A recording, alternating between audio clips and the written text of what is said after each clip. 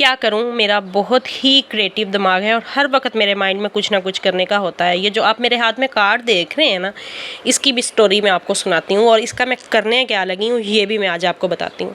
ये कार्ड मेरी एक कज़न की शादी का कार्ड था और आज से 10 साल पुराना कार्ड है और ये मुझे इतना प्यारा लगा। इसका जितना यानी ये हिस्सा है अंदर का, ये मैंने आज से 10 साल पहले का संभाला हुआ था और मेरा माइंड जो है ना, जब घूम जाए ना, फिर मुझे पता चल जाता है कि हाँ वो फ़लाँ चीज़ जो पड़ी हुई है ना वो यूज़ होगी।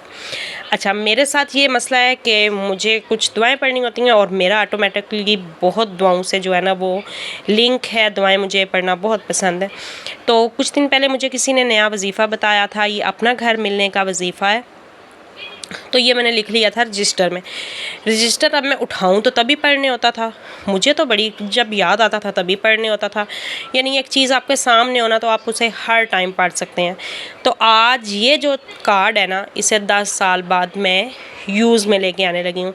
यूज़ में कैसे लेके आने लगी हूँ कि मैं इस रजिस्टर से अच्छी तरह जो ये दुआ है इसको कट कर लूँगी बड़े अच्छे स्टाइल में।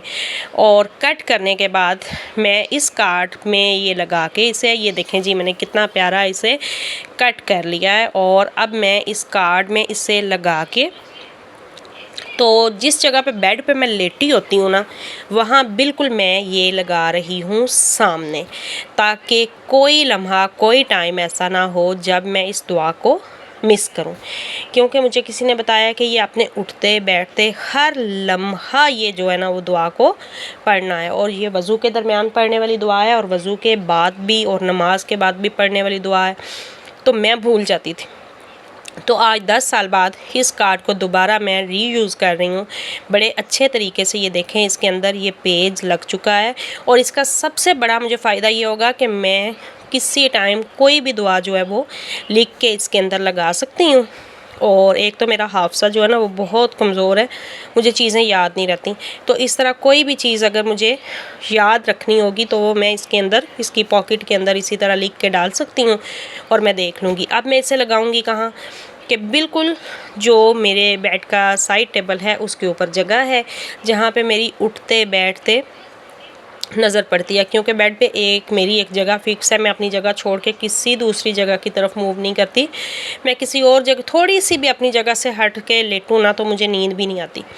तो इसलिए मेरे लिए सबसे बेस्ट ये है कि मेरी जगह भी फ़िक्स है और इस साइड टेबल के ऊपर जो है वो मैं फ़िक्स करूँगी और उठते बैठते लेटते हुए मैं इसे पढ़ूँगी।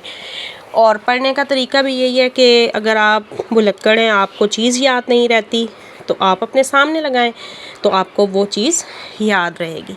मेरा शुरू से इन दुआओं से बहुत ज़्यादा जो है ना वो प्यार है। ये जी मैंने जगह सेलेक्ट कर ली है, ये मेरी साइड टेबल के ऊपर जगह है और बिल्कुल मेरे सामने ये मेरा बेड है और ये जगह है। और इस जगह को मैं करूँगी यूज़ कैसे करूँगी और किस चीज़ के साथ करूँगी कि ये मेरे हाथ में है नेल्स। ये बड़े इजीली जो है ना एडजस्ट हो जाते हैं इस वुड पैनलिंग में। कोई सुराख भी नहीं होता, कोई हथौड़ा भी नहीं पकड़ना पड़ता और ये बड़े अच्छे से फिक्स कर देते हैं चीज़ को और बहुत टाइटली फिक्स करते हैं। तो ये दो मेरे पास कील हैं, इन कीलों को मैंने ले लिया है। और अब जो मेरी आप जगह देखें कि ये साइड टेबल के ऊपर जो जगह बन रही थी ना, एक छोटी सी अलमारी है और अलमारी के साथ जो थोड़ी सी जगह बचती है वहाँ पे मैं इसे एडजस्ट करूँगी। क्योंकि मैं जब करवट भी लूँगी ना तो मेरे सामने ये दुआ आएगी और 2-3 दिन लगेंगे इंशाल्लाह मुझे ये बिल्कुल जो है ना वो ज़बानी लर्न हो जाएगी। फिर उठते बैठते कोई मसला नहीं, हर टाइम मैं इसे पढ़ सकती हूँ। बस अल्लाह करे इस दुआ को पढ़ने से अल्लाह ताला जो है ना मुझे अपना घर दे। मुझे ना अपने घर का बहुत ज़्यादा शौक़ है, बहुत ज़्यादा शौक़ है।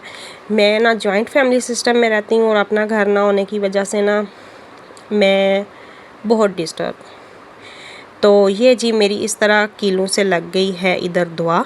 2 फ़ायदे हैं, एक तो नेल्स को उतार के इसे किसी भी टाइम किसी भी जगह पे और लगाया जा सकता है।